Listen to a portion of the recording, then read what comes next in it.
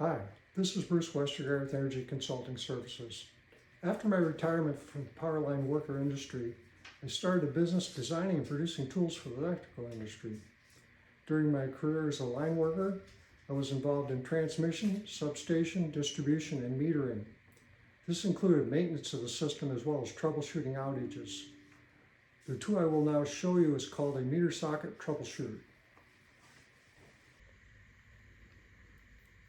Hi, I'd like to show you a product I created. It's called a meter socket troubleshooter. It can be used to train linemen, metermen, new employees, anybody.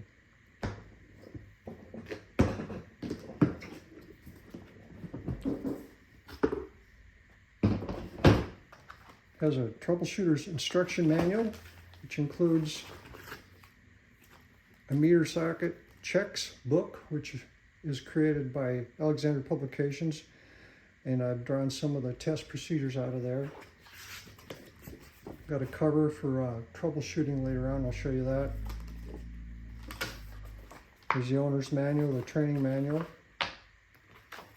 Explains the device. And then in the back there's a worksheet. This will be used as we train the students on the proper way of checking a meter socket. There's really two parts to this class. There's the part that's troubleshooting the meter socket, and then there's a part where maybe you have a part power call and you're going on an outage, and helps you analyze what's going on at the house or the business. This is only a single phase meter socket trainer.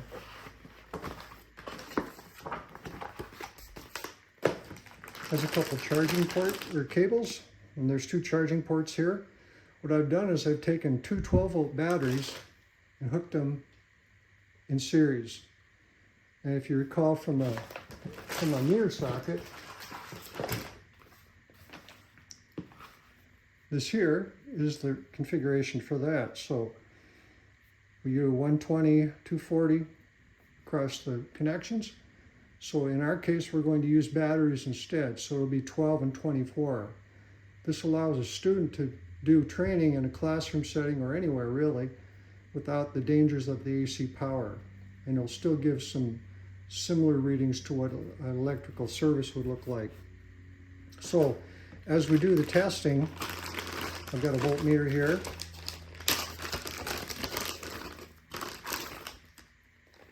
Some extra bulbs, for these are light bulbs, which I'll show you in a second. And then I've got a little jumper made and a small burden device, which we'll use when we're troubleshooting sockets too. So that's where we're headed. So what do we got here?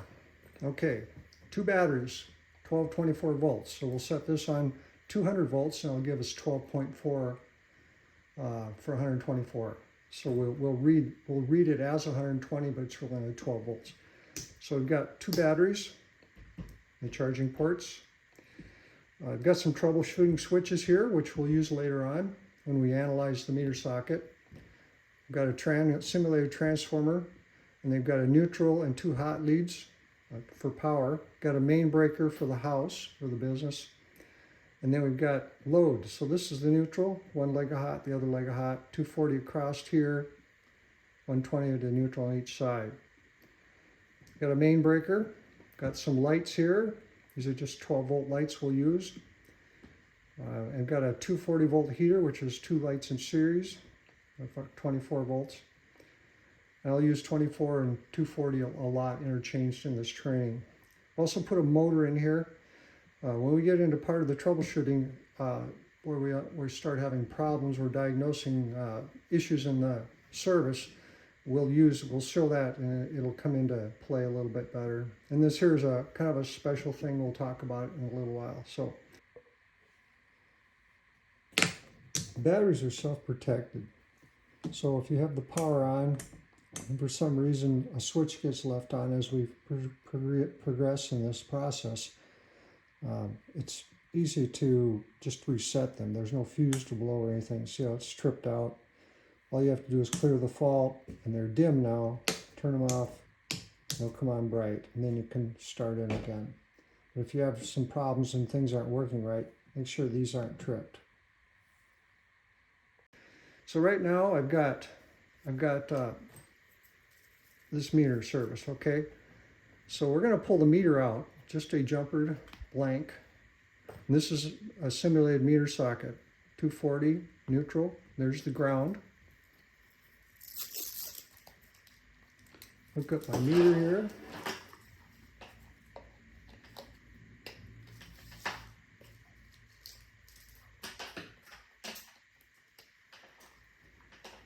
Okay, going to set it on 200, and that'll give me 12 point something or 24 point something. We'll just ignore the digit, call it 122.40. Okay, so how do we check a meter socket? It's really important. If this was a new service, you don't know what's going on. You could have something shorted out in here. You could have something going on. Even coming back to a house that's been disconnected, you should do at least a quick check on the socket to make sure nothing's happened since you've been gone. There's a real chance of this blowing up in your face and causing some issues. So what we'll do here is, of course, with the training, my goal is to have the student fill these out, have maybe 4 or 5 of these boxes in a classroom setting, and then explain how the process works, and have them go through and do the actual checks with what they expect to be checked on here. So, for instance,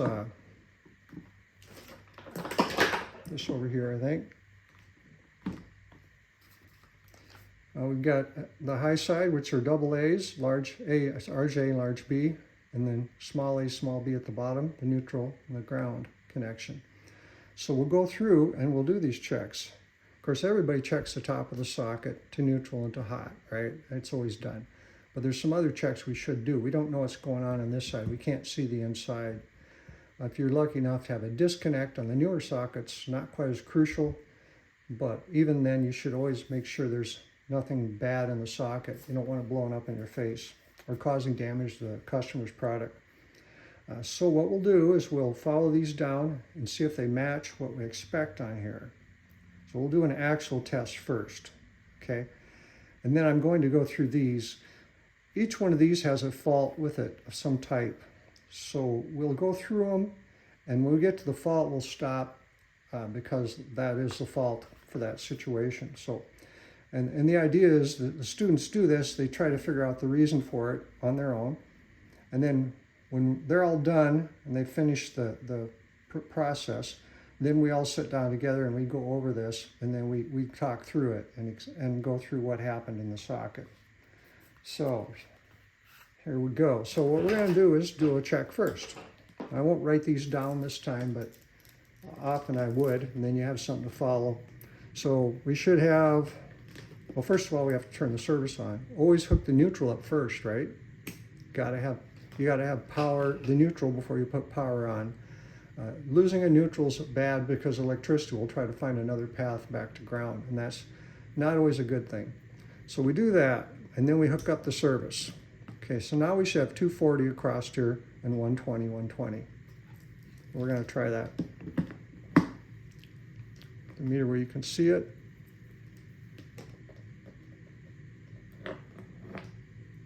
$246. We'll call it 246. 120. 120. So we've checked the top, and that's often as far as we go. But if the main is off or the disconnect's open, we should have no connection to neutral here at all. So if I put a voltmeter here and here, I should get 0 voltage, or darn close to it. Same here. Okay.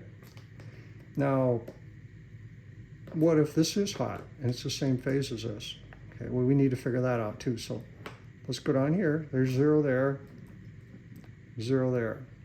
Okay, now the other thing you don't know for sure from just the tests we've done is, are these two shorted together somehow? Maybe there's a wrench laying across the main, maybe it's shorted in the pipe. So we don't want that, because then we'd obviously have a short to ground. So what we'll do is we'll short out the neutral and then the B. And if there's an open, truly an open here, we put a voltmeter across here, we should not see any voltage. And we don't, it's 0 voltage. Okay, so at this point, we've done all of our checks, we've gone all the way through, and it matches what we've got. So I'd say it's a good socket. I'd go ahead and throw the meter in. So that's good. So now we're going to put a fault into the circuit, some type of a situation. So this is just called T1. I don't label them, I don't want them to know what they are. And later on, when we get all done, and if we want to do some troubleshooting, we'll Velcro this over the top of the switches so they can't see it, flip one on, and then have them analyze it, figure out what's going on. So here we are. We got this socket, and I put a fault into it. I know there's a fault. So now you notice that's minus 122 because it's DC. We have plus and minus. Ignore the minus also. So 122, 122. That's good. That's good.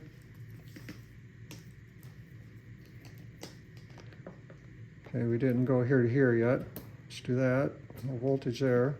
It's best to follow the checklist. I did skip it up here a little bit, but I've covered everything. So the only thing we haven't done is that jumper now. So let's do that. Let's put the jumper in here. Now let's go across here. We've got 120 volts.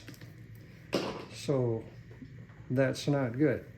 That means there's something shorted between these two. You'd have a dead short between them. It doesn't tell you there's a short to ground. It just tells you that they're shorted together because this should not have continuity across it. Don't get it confused with testing for a short to ground. If I had a short to ground, it would be different. Okay. So let's pull that out of there. That's our fault in that one. Now let's go to T2. Got a fault there again. We'll find out what it is here. Okay, 240, 120, 120, 120. Got the main off. So what's that telling us? We probably have a short here, between here and here, I should say. Well, a lot of times, digital meters can be very sensitive in certain situations we'll talk about later. But if you're really unsure, put a load across it, okay?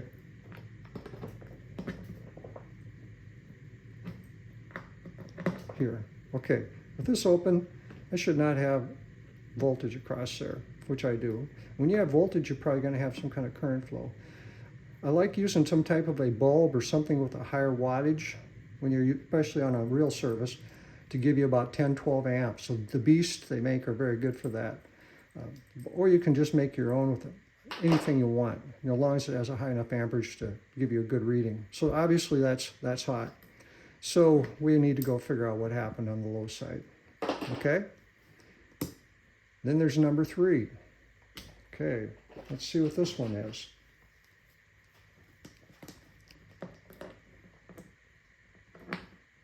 $240, 120, 120, 0, 0. Oh, 120 at the bottom. Let's check this one too, just in case. 120. So this is hot on the bottom for some reason. Now that should never happen. If they have the main on though, you can get backfeed from certain situations with the meter out. You shouldn't, of course. But we want to make sure the main's off so we don't have any connection to ground for any of the tests. You can't always shut the main off in a house. You can't get inside. Sometimes you shut the main off in a really old breaker panel and it may or may not come back on. So in a new installation, definitely, in this type of a situation, of course, we will have it shut off. Or the disconnect if you have one on the outside of the house or a breaker. So it's got voltage, so we need to figure that out. So that's 3. Okay, now they're going to get a little bit more awkward to deal with. I don't need to put the meter in yet. So I've got 4 on. Now what do we got? 120, 120, 240, nothing, nothing, nothing, nothing. Put our jumper in. Always remember the jumper. I probably won't throw that one at you again, but just in case.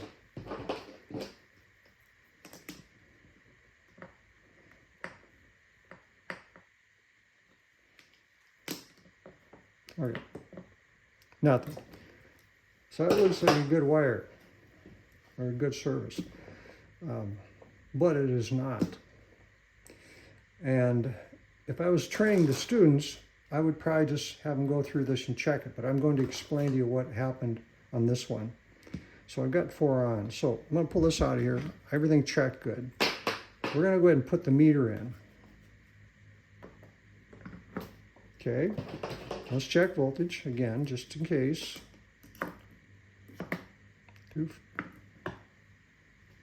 240. Sorry, my connection's a little dirty. 120. 120.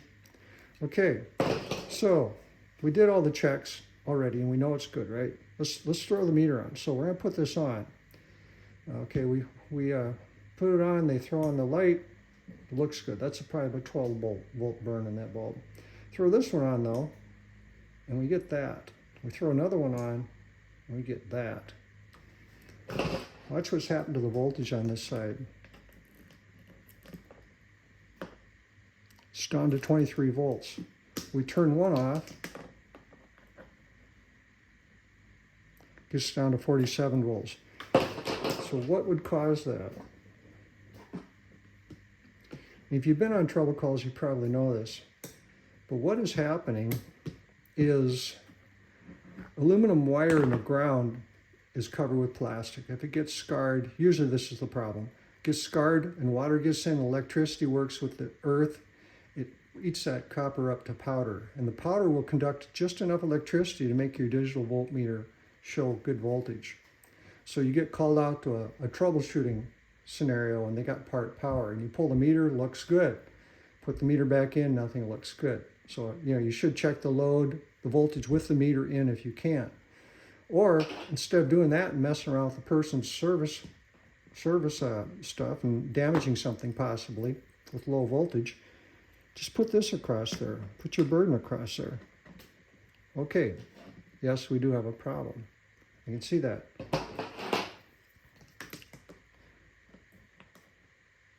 49 volts. Watch what happens when we pull this out. 122 volts. So that's an issue, and that would be a really good troubleshooting thing. You aren't likely to see this on a new service unless you've got a bad connection, but I'd say 90% of the time in my career it was a bad wire in the ground someplace. And then you're going to have to get another power or jumper or something to get them power to run things. So that's that one. And there again, if you're teaching students, this is a really good one to hold off on. Just let them scratch their heads for a while, wonder what's going on if they did it right. Okay, now number 5. 240, 120, 120, 0. We've got to go bottom to that, right? 0. 16 volts. Okay, if you have voltage, it means you have short to ground, right? But it's only 16 volts. Is it a bad wire coming in? I don't think so, because there was no load in this digital meter, and we had 120 up there. We just checked that, and it was 120. Let's put a load across it. If there's voltage, there should be a little current flow, right? Well, I did that, and I have no current on the bulb, and it drops down to 0. So what's happening here is sometimes a breaker or an old meter socket or a whatever connection, if you have this main off, you shouldn't have that, right? But if you have it off and you still have that, it could be a little bit of something called phantom voltage. And that is doing is it's tracking just enough for this super sensitive digital voltmeter to do that. Now, some meters are designed with a burden in them that wouldn't pick up. But if you get there and there's 5 volts, 10 volts, it may be a good socket. So let's put this in and see. We've got our fault in here still, right? Okay, didn't have any sparks. Yeah, everything works fine. Heater comes on. Everything's good. The inductive motor came on.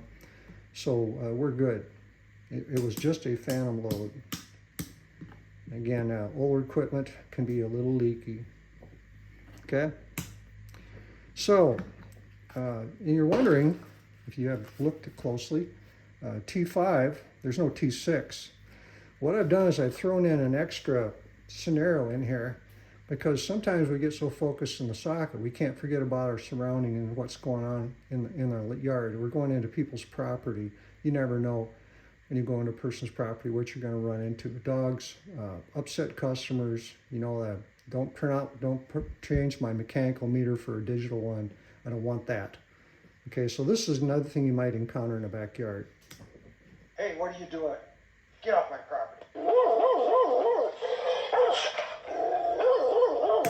Okay, I just threw that in there as a precautionary thing and throw a little humor into this scenario. So that's that.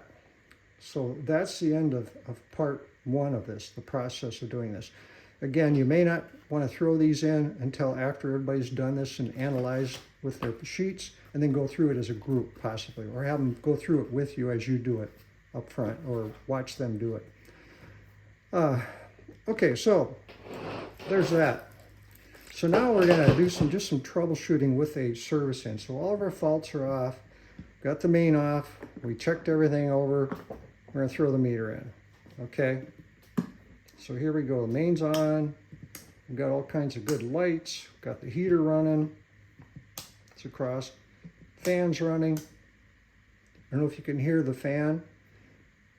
It's kind of running in a fairly nice speed. You can probably see the flickering on it in the camera. So, trouble calls. Remember that bad leg we had? We can simulate that by shutting one leg completely off. Okay, it's glowing a little bit. There it is. So there again, if you lose a leg of power, you're going to have a similar scenario. So you come to a troubleshoot a house, and he says, I got part power. Half the lights are out in my house. But it could be a bad leg of power. Okay, especially if the rest of the lights are acting normally. You notice this here, 240 volt, isn't working properly. It's working some because it's getting a trace back through these other circuits. If I turn these off, turn the motor off, there, now I've lost it completely. So our leg here was down, so these can come on, and until now I get a little bit because now it's back feeding. It's getting back to neutral through the circuit and back through here. So not real good for appliances if they're supposed to run. So you'll see that. Okay, we'll turn that leg back on. Another one that's really misunderstood is a loss of a neutral, and it's easier to find in older services that don't have a real good ground rod and things like that. But oftentimes everything's on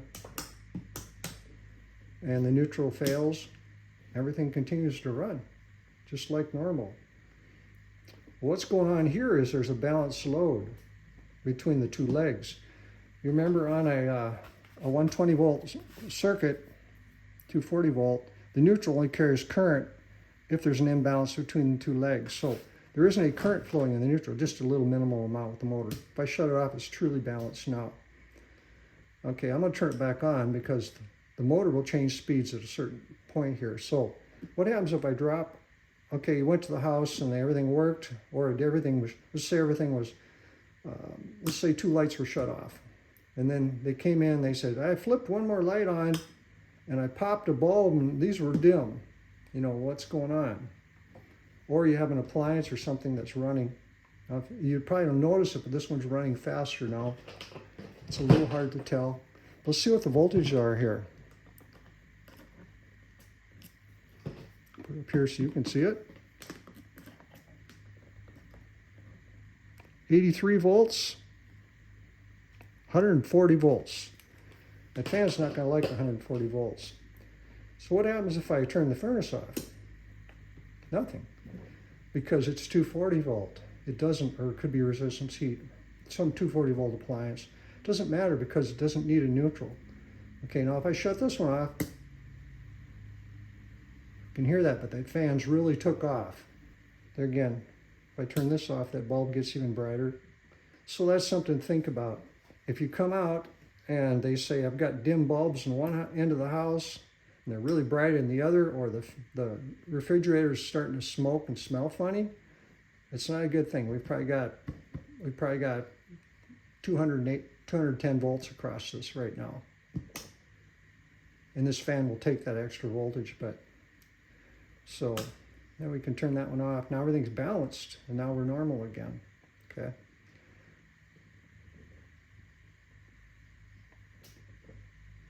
So that's that. And we can do it the other direction too. So now we have all this load and only one bulb on here. Now it's getting all the voltage. The parallel path, or the paths back through the other circuits that are running. So those are things to think about when we're out troubleshooting also. You know, is it a hot or is it a neutral? Neutrals are bad. Hot's usually low voltage, things won't run, but they aren't always going to be a damage to equipment kind of thing. But the higher voltages could be an issue. So anyway, that's everything me and my dog's got to tell you. Hey, what are you doing? Get off my property. Hope you find it useful. Again, they've got a book here, Alexander Publications does, and they go through a lot of scenarios, and they do 3-phase, 4-wire Y, 4-wire delta. I'm not selling this as for them. I'm not working for them, but they allowed me to put this in my kit and plug it a little bit for them. So a nice little thing. Here's the jumper also. Now you notice here they put a 1 amp fuse in there. That's good and bad. If you blow the fuse, you don't know it's blown, you know, unless you have a fuse that indicates. Normally I've seen in other books, they just used a small wire, and that kind of is fusible, I guess, a little bit. But you shouldn't ever have to put this in if you checked your voltages properly. Once you get to the point where you're putting this jumper in, you've already checked for voltage. You should not have an issue. Okay, well, that's my meter socket troubleshooter. Again, I've got them for sale through my company, Energy Consulting Services. And I think it would be a really good training tool for VOTEX and new people, and also for big utilities or any utility that wants to refresh people on how to troubleshoot a meter socket.